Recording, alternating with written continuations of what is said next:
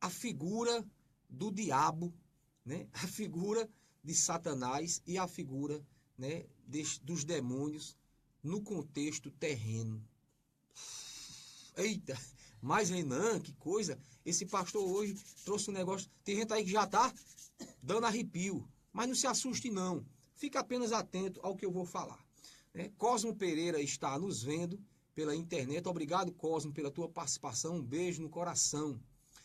Queridos, eu vou ler um texto aqui da Palavra de Deus e depois desse texto nós estaremos fazendo aqui alguns argumentos. Eu vou pegar o texto aqui de Jó, Jó que fica lá antes do livro de Salmo, lá no seu capítulo 2, no seu capítulo 1. Nós vamos estar fazendo uma breve leitura aqui no capítulo 1 de Jó e nós vamos estar meditando e refletindo e abordando essa temática. Capítulo 1 de Jó, lá no Velho Testamento, e o versículo 7, que diz assim: Então perguntou o Senhor a Satanás: De onde vens? Satanás respondeu ao Senhor e disse: Eu vim de rodear a terra e passear por ela. Tá bom? Só até aí. Quero mandar um abraço para Auri Santos Gomes, que está nos vendo pela internet. Um beijo no coração, Auri. Tomar uma aguinha.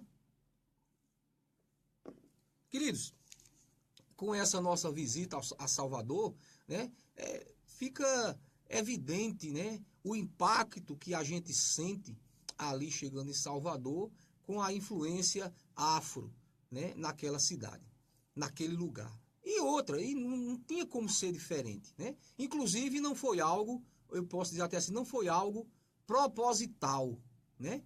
Foi algo que aconteceu, acredito eu, pela providência divina, para que houvesse essa mistura, né, interracial ali, porque, na verdade, os africanos, né, vieram, não por livre e espontânea vontade, não vieram dar um passeio aqui em terras brasileiras, na terra, né, de Santa Cruz, de Vera Cruz, na terra chamada Brasil. Na verdade, eles foram tirados do seu lugar, das suas origens, das suas culturas, e levados até ali as terras para trabalhar forçadamente, né, naquilo que nós repudiamos, né, ficamos repugnados com essa ideia da escravidão, que eu tenho maior dificuldade de falar de escravidão, muito mais do que... Tem gente que, para falar de câncer, aí...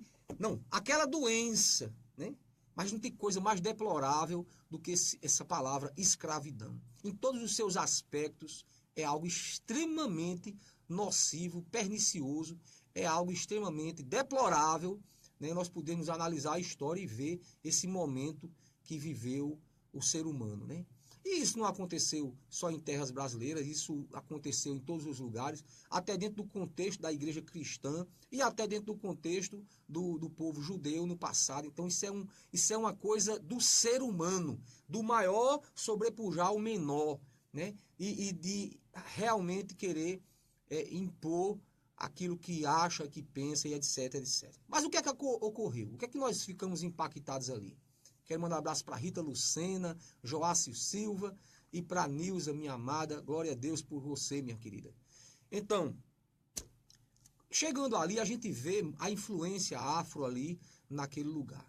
Partindo do ponto de vista cultural apenas, sociocultural, a gente percebe que nós devemos ter realmente, preservar a nossa cultura, nós devemos preservar nossas raízes, nossas identidades culturais, né? Nosso jeito de ser. Isso é importantíssimo, não pode ser quebrado, não pode ser anulado, porque isso faz parte de nós. Tirar isso de nós é tirar a nós, né? A nossa identidade. Então nós vemos lá dentro de Salvador realmente um conjunto de coisas que valorizam demais, né, a cultura afro, a cultura africana naquele lugar. Se nós formos, digamos, para o sul do país, nós vamos ver culturas, né, que foram lugares que valorizam a cultura holandesa, lugares que valorizam a cultura italiana. Se você for ali para São Paulo, você vai ver, tem um bairro lá chamado o bairro japonês, né, ali no bairro da Liberdade, onde tem uma influência enorme da comunidade japonesa e eles estão ali. Então, isso é muito natural. O povo que veio de fora e ali eles viram praticamente uma nação dentro de outra nação. Então, nós chegando em Salvador, você tem a impressão que você chegou em Angola, tem a impressão que você chegou em Moçambique, devido a essa influência muito forte ali da cultura afro. Até aí tudo bem, mas o que eu quero dizer nesta manhã é algo que vai além e possivelmente até vai, de alguma maneira, chocar alguma pessoa. E eu peço perdão, a minha intenção, na verdade, não é que você fique apenas chocado, mas que você possa aprender aquilo que a Bíblia ela nos recomenda. Primeira coisa que eu quero trazer para você nesta manhã é que religião é uma coisa independentemente da cultura sócio, ou seja, da questão que a sociedade impõe. A religião ela está além da questão econômica, da questão da cor, da questão do poder que a pessoa exerce pela influência que a pessoa tem na sociedade. A questão da religião é uma questão de crença, de crença. Então, qualquer pessoa que nasce num lar e aquela família, ela pratica uma determinada religião, os seus filhos, eles já têm ali 99% de possibilidade de seguir naquele mesmo caminho, naquela mesma orientação dos seus pais. Porque pela prática, pelo dia a dia, eles serão também ensinados a caminharem daquele jeito. Então, o que acontece?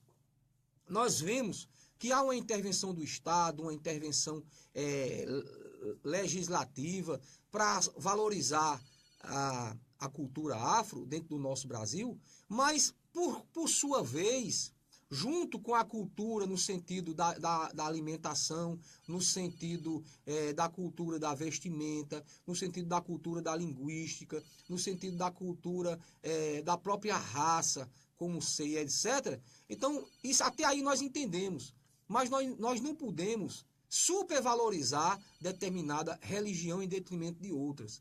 Nós vemos ali em Salvador, é exatamente isso, uma grande dificuldade que os cristãos têm ali de conviver naquele ambiente, porque é quase como que a nação predominantemente esteja sendo moldada ou gerida pela cultura afro. Né? Ali, embora tenha, né, essa forte influência afro ali, mas a cidade ainda é Brasil, não é África. Né? A cidade ainda é Brasil, não é África.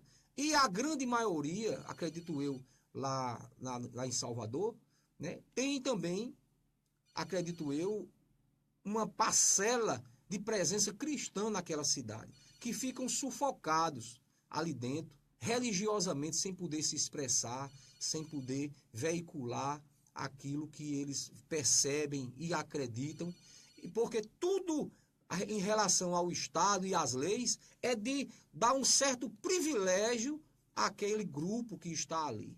Né? Eu não sei se isso é uma forma de compensar, né, os abusos que foram cometidos no passado, que realmente foram abusivos. Não sei se isso é uma forma de recompensar, mas que isso está trazendo muitos problemas para aquele lugar.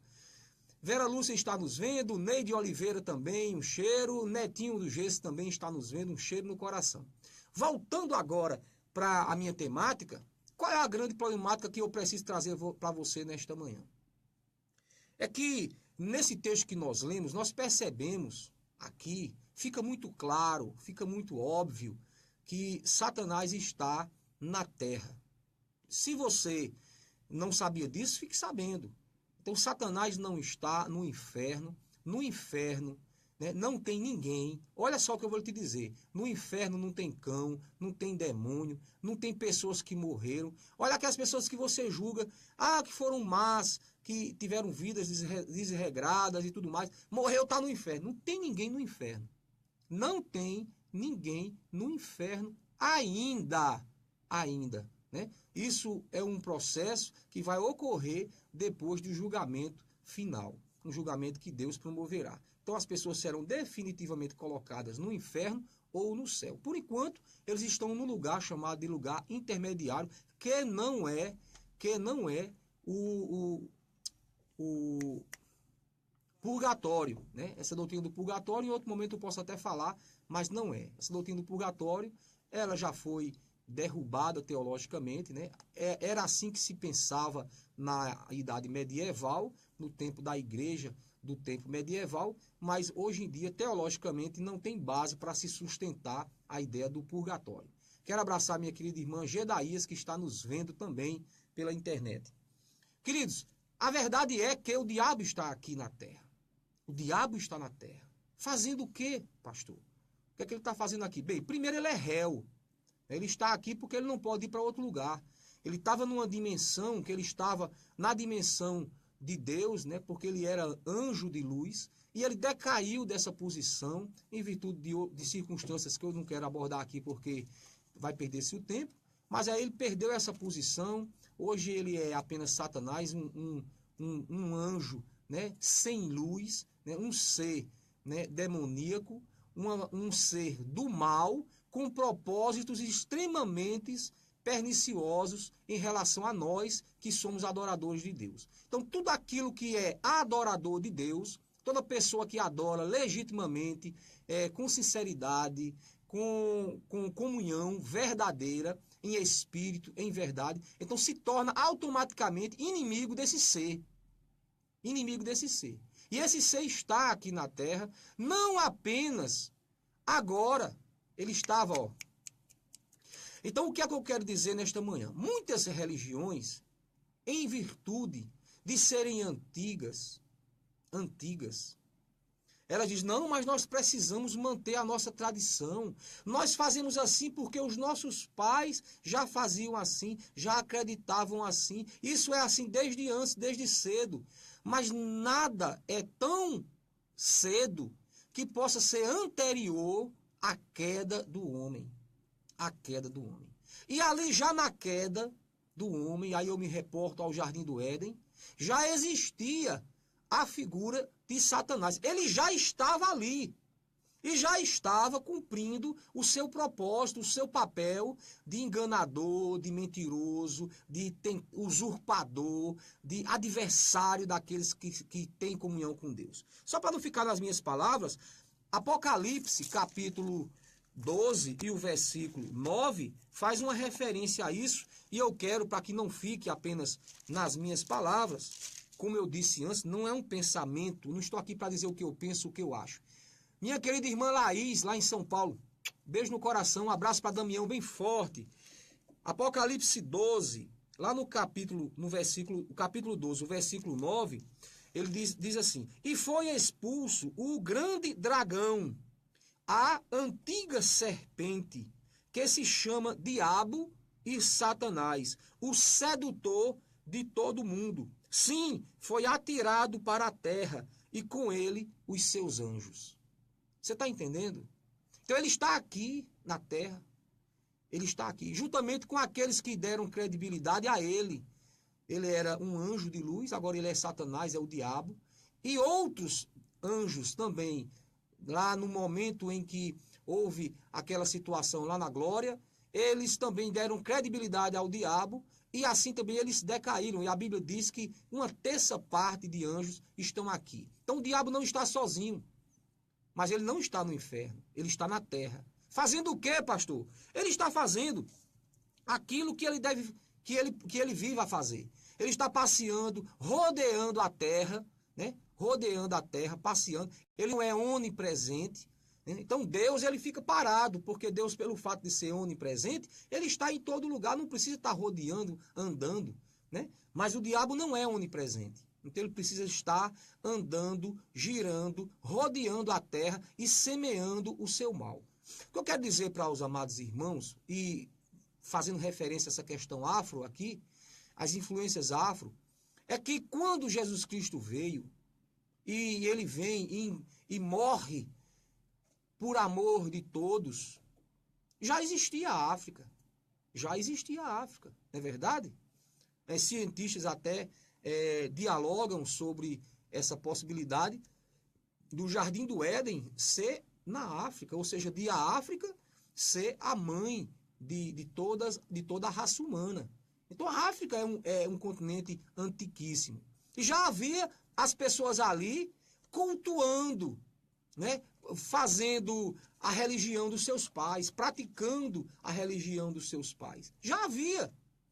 E quando Jesus Cristo vem para salvar a todos, por amor de todos, quando ele vem se doar, quando ele vem dar a sua vida, ele não deu a sua vida apenas pelos judeus, não.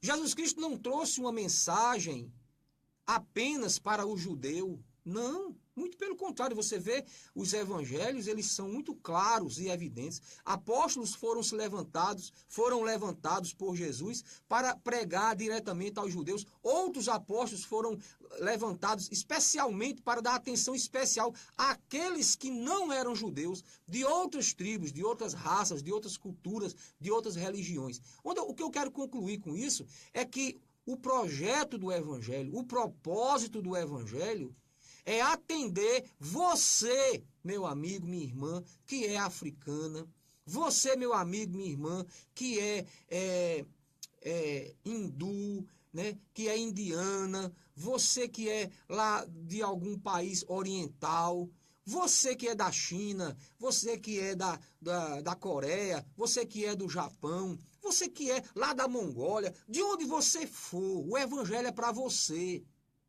E este evangelho, ele é para ser não apenas ouvido, mas é para ele ser absorvido pelo indivíduo que ouve, e este tem que abrir o seu coração para se deixar lapidar por este evangelho. Parece até, por isso que algumas culturas, né, principalmente aquele pessoal do Talibã, e o pessoal agora, esse pessoal aqueles que...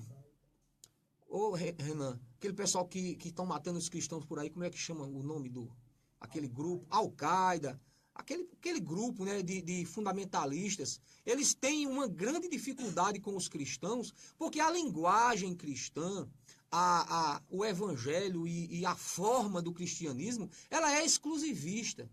Ela apresenta a crença no Deus Todo-Poderoso, que é criador de tudo, e toda religião, nesse sentido, acredita num Deus que criou todas as coisas. Só que quando o Evangelho diz que este Deus, né, se fez carne e veio e habitou e teve esse relacionamento com a criatura, aí há divergência.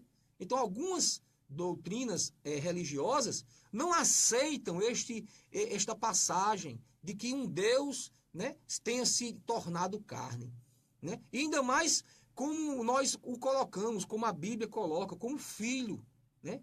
Que foi amado este que se fez carne, como filho, que foi introduzido na história da humanidade como um filho de Deus. E isto, para algumas religiões, isso é inadmissível. Então, o cristianismo, ele realmente, para algumas religiões, ele é um entrave, ele fica engasgado aqui, e algumas religiões fundamentalistas, eles não aceitam e criam até um ódio em relação ao cristianismo por conta disso. Mas, na verdade, nós cristãos, nós não temos culpa. Porque se ser cristão é acreditar naquilo que Cristo pregou, é o que nós estamos fazendo. Nós só estamos acreditando naquilo que Cristo pregou, ensinou, e estamos a distribuir este conhecimento por todo o mundo. Então, quando Jesus Cristo veio, morreu por todos, e ele vem lá em Mateus, no capítulo 28, dizer que nós agora não fiquemos proprietários deste conhecimento apenas para nós. Nós não sejamos, né, detentores deste conhecimento apenas para nós. Mas ele diz assim, em Mateus 28, nos versículos 19 e 20. Ide, portanto, fazei discípulos em todas as nações. Em todas as nações. Na África, tem que ter discípulos de Jesus. Na Índia, em todos os lugares, lá no Egito, você está entendendo? Lá no Irã, no Iraque, tem que ter discípulos de Jesus, segundo a perspectiva bíblica, segundo a ótica do Evangelho, segundo o mandamento do próprio fundador do cristianismo ou da igreja cristã, que é o próprio Cristo. Então, nós como cristãos não podemos nos furtar de obedecer esta palavra. Então, Quando ele diz, ide por todo mundo, fazei discípulos em todas as nações. Não é apenas falar, mas é tornar as pessoas discípulos de Cristo. Então, quando ele vem dizer isso, veja bem o que é que ele diz mais, só para você no versículo 20. Ele diz assim, ó, ensinando-os, ou seja, ensine a eles a guardar todas as coisas que vos tenho ordenado. Tudo que eu tenho ordenado, vocês ensinem eles a guardar. Então não se trata apenas de filosofia, de ideologia, não se trata apenas de estarmos aqui falando, achando que vocês devem apenas ouvir. Não, o evangelho não é apenas para ser ouvido, mas é para ser guardado, é para ser absorvido. E as pessoas devem, com esta absorção do evangelho, se tornarem discípulos de Jesus.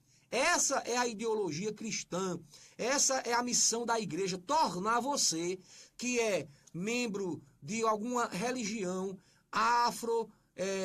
uma religião espírita, uma religião que não é cristã. Jesus quer que você deixe essas práticas dessa sua religião e se torne um cristão. É isso que a Bíblia ensina. E é isso que você precisa aprender nesta manhã. Embora isso para você seja doloroso, embora isso para você seja algo muito forte, talvez até incompreensível, mas é isso que Jesus ensina. Jesus não quer apenas que você escute, mas Jesus quer que você se torne um seu discípulo. Um seu discípulo. E fazendo isso, você tem que absorver os ensinos de Cristo. Só é discípulo de Jesus quem vive e quem crê e quem aceita o evangelho que Cristo pregou e anunciou. Então muitas pessoas pensam que são discípulos de Cristo apenas porque tem uma cruzinha no pescoço pendurado. Não! Tem tanta gente por aí com a cruzinha pendurada no pescoço, né? E são pessoas que têm vidas extremamente reprovadas pelo cristianismo e pela palavra de Deus. Então não é isso que torna você cristão. O que torna você cristão é você que crê naquilo que Cristo ordenou e vive debaixo dessa ordenação, ou seja, debaixo dessas ordens. Você é o discípulo e Cristo é o mestre. E o discípulo, ele só faz aquilo que o mestre manda. Então é dentro deste relacionamento, esse nível de relacionamento que os cristãos devem viver. Voltando ainda para a questão afro,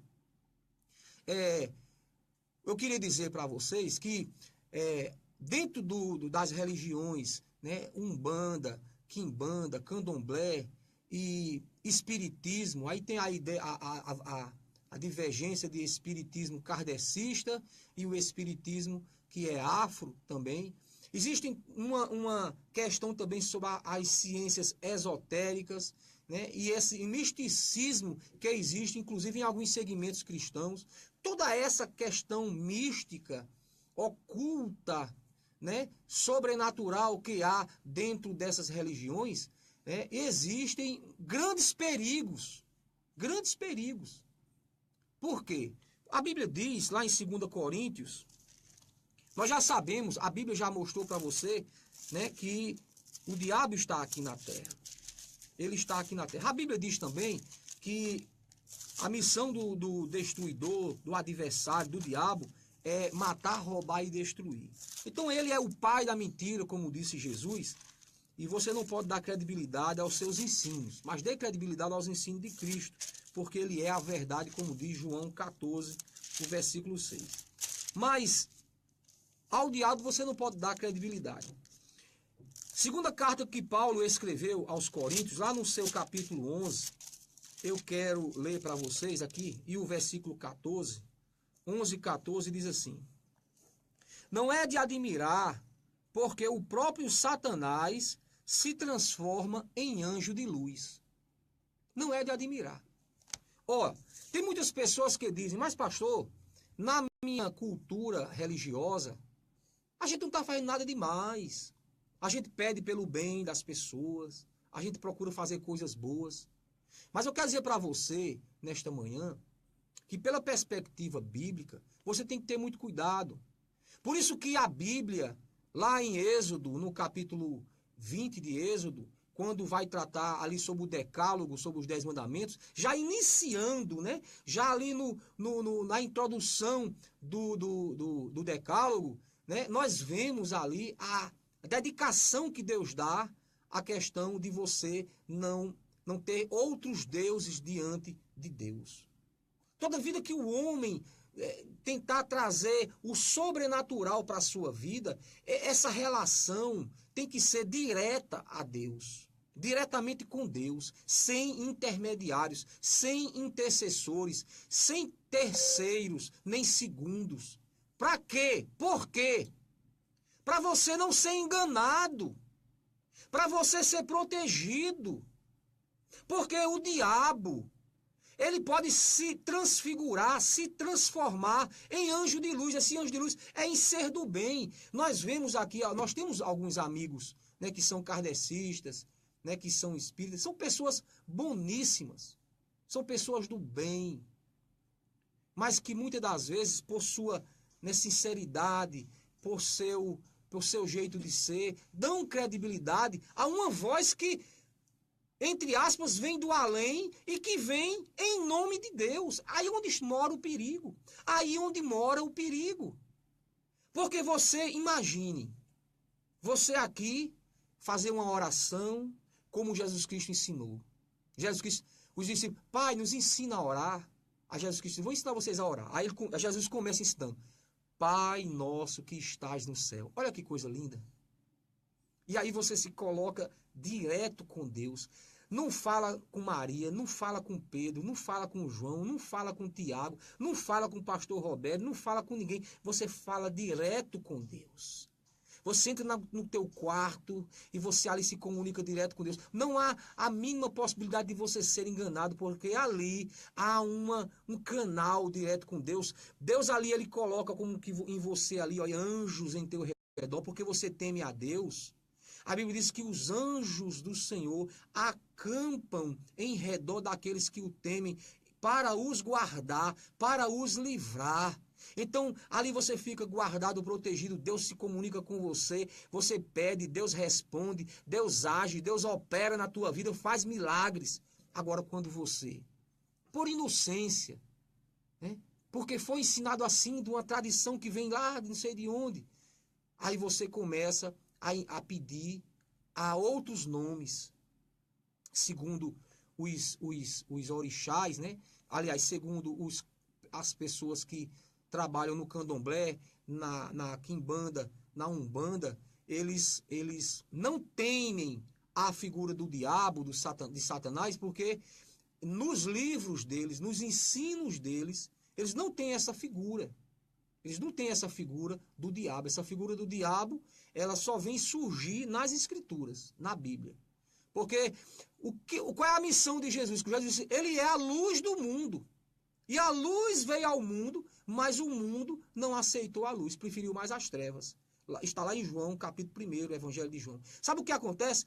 Tinha muita coisa que nós não sabíamos, mas a vinda de Jesus...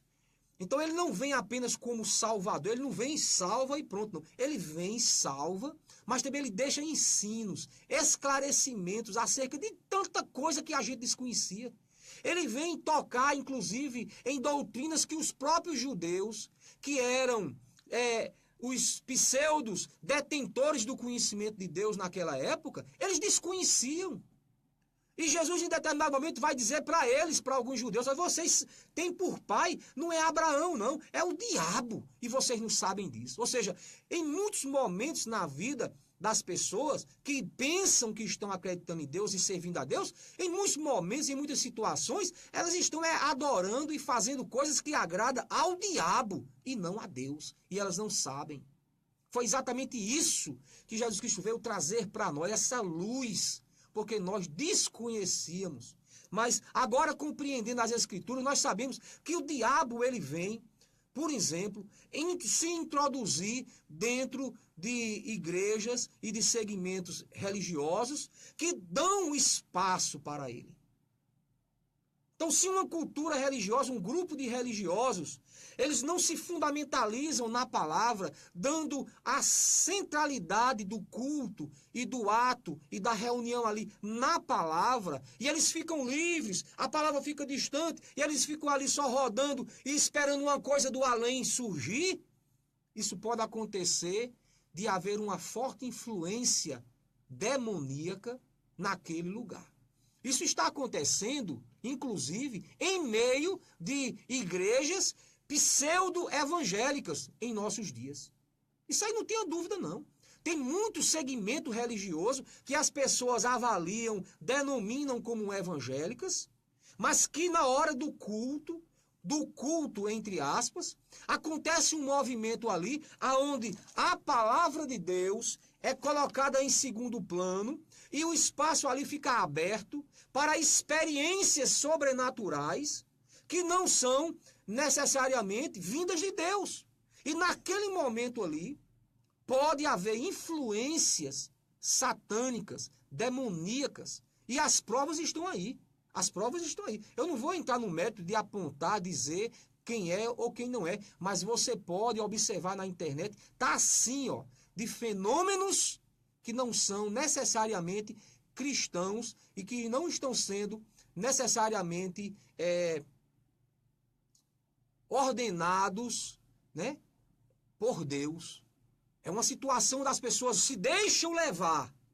Então isso está acontecendo no meio das culturas afro, né? Porque desde o princípio era assim, né? Eles se deixavam levar, eles não tinham acesso à escritura sagrada para saber exatamente como proceder, e aí foram, dentro da sua religiosidade empírica, eles foram ali desenvolvendo um rito, desenvolvendo um relacionamento com o Criador, porque esse senso de que há um Criador de todas as coisas, isso é um senso comum, isso está dentro do coração do ser humano. Todo ser humano, em qualquer parte do mundo, independentemente dele ter ouvido a palavra de Deus, ele tem esse senso comum, essa compreensão de que existe um Deus acima da sua cabeça. Todo ele tem. Aqueles que se julgam ateus é porque foram decepcionados em algum momento de sua vida. Eu não vou entrar no mérito, você pode ver isso aí espalhado em alguns artigos aí na internet. Isso aí é provado cientificamente, teologicamente. As pessoas têm naturalmente a compreensão de que existe um Deus acima de suas cabeças. A grande questão é como se relacionar com este ser poderoso que está além de nós e sobre todos. Como nos relacionar com ele? Né? Quero abraçar aqui minha irmã Rosane Pereira, um beijo no coração. Minha querida Madalena Nena, lá em Guarulhos, um beijo no coração de vocês. Então, queridos, a grande problemática hoje que eu vejo dentro da questão da cultura afro, eu acho lindo a cultura, né? Eu comi acarajé agora lá em Salvador, que delícia, né? Já tinha comido em São Paulo, né? Mas é diferente você comer um acarajé ali em Salvador. É diferente, é uma coisa diferente, né? Porque é ali feito pelos nativos, por aquele povo que tem um jeito de fazer centenário, né? Eles fazem há muitos anos aquela coisa com aquele primor, que coisa maravilhosa. Então essa parte cultural, da culinária, das vestimentas, né, do modo de ser, do modo de viver, de compreender, até do modo de conviver, né, que eu amei, né, a alegria do baiano, a sensibilidade artística deles, né, também de convivência, são pessoas extremamente alegres, felizes, etc. Mas quando parte para essa questão religiosa, e eu, como pastor, tenho que fazer uma análise disso. E eu sou pesquisador de religião há praticamente 30 anos que a gente vem pesquisando.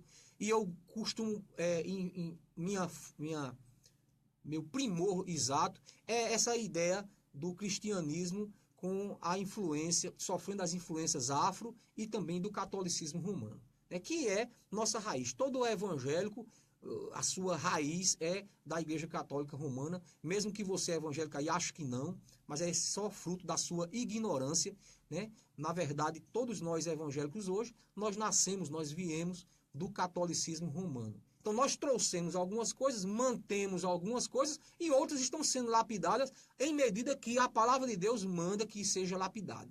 Em alguma coisa que nós estamos, na prática, fazendo em desconformidade com a palavra, a gente vai se deixando moldar pela palavra de Deus, para que a nossa comunhão com Deus ela seja cada dia melhorada, afinada, harmonizada, né, pela palavra, e não pelo que alguém diz, alguém acha e alguém pensa. Então, as ciências afros, inclusive, elas não têm um livro assim exato para dirimir ou para ordenar as suas práticas religiosas. Então, lá a gente vê terreiros, né, em diversos bairros, né? Tem terreiros famosos lá, que eu não vou citar aqui.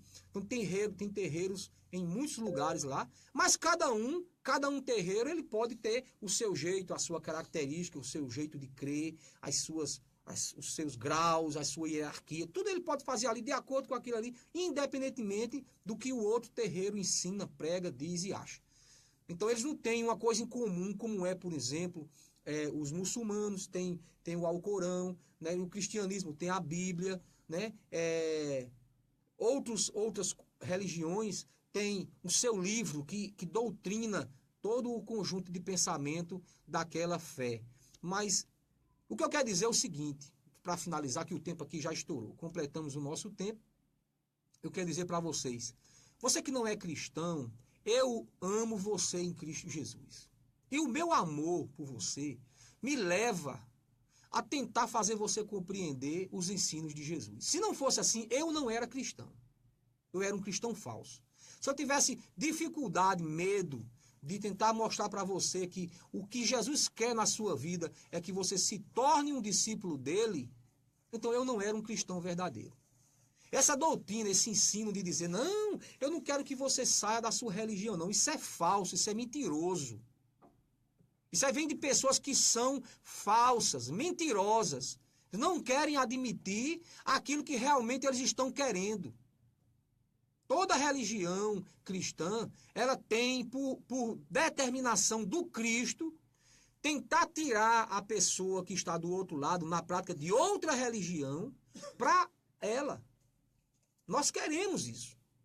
Então, por aí você já nota a sinceridade daquele cristão. O cristão chegar para você, não, meu filho, eu não quero que você deixe a sua religião, não. Eu vim aqui só falar de Jesus. E falar de Jesus é o quê? Falar de Jesus é dizer que você deve se tornar um discípulo dele.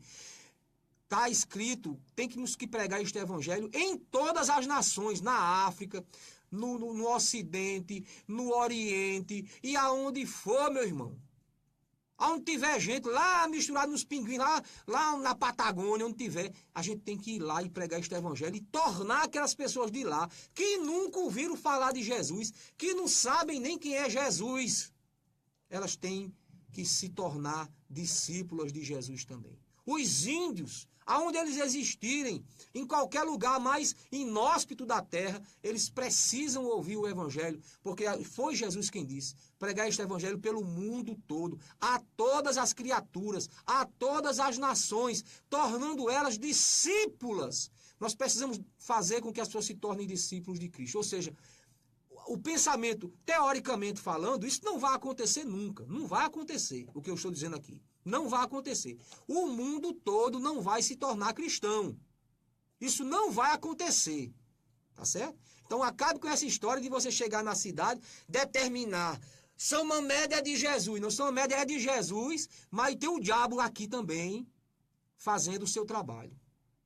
Então é de Jesus aqueles que já foram selados, comprados e lavados no sangue de Jesus. E aqueles outros são tudo do diabo.